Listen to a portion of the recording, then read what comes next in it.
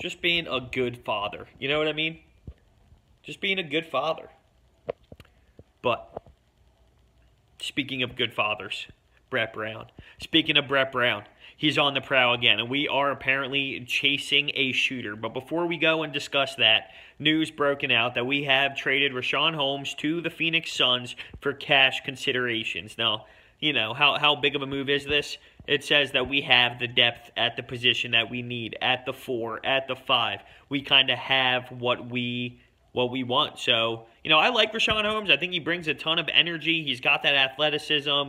He you know, brings a decent effort level every time he touches the floor. So, you know, good for him. He goes on to the Suns, and we move on. We get some cash considerations.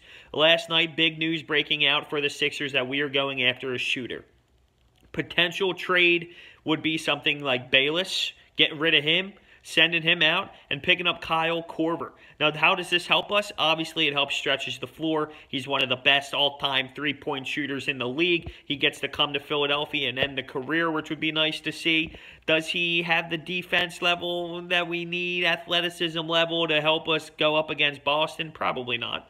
Probably not, but he definitely helps this team. He's definitely a nice, solid veteran presence to come off the bench, knock down some threes. I mean, he clearly knows we could do it blindfolded 500 times in a row, I guarantee. So we're eyeing up a shooter. That's obviously a shooter that is, you know, a veteran player in this league without a doubt. Even last year, though, in the finals, I thought sometimes I saw him diving on the floor. I saw him doing all kinds of stuff. I'm like, damn, all right, Kyle, do you, baby? Let's go.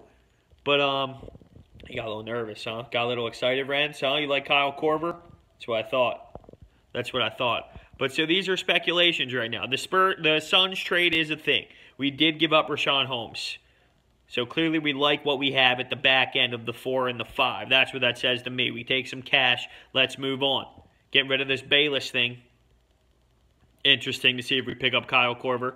It's interesting to see Brett Brown make these little moves, kind of moving around. It's all the little stuff that he's working with as the GM. How would you feel of landing Kyle Korver? Do you think he brings us to the next level?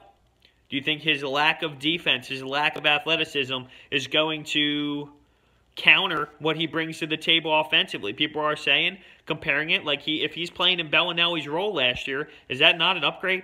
Is that not an upgrade from what Bellinelli was last year? I think it was. I think it is, no doubt about it. And with Richaun Holmes, is the upgrade. With Muscala, is that not a bigger upgrade? Clearly it is. So we are upgrading the bench positions. Actually, the Muscala one was also brought up with the Ersan Ilyasova, a younger Ersan. Now, when you compare Ersan to Muscala's numbers, Ersan brought a little bit more offensively and definitely defensively with the charges. So, but you're in a younger body. Ersan was getting old. Slowed down a little bit.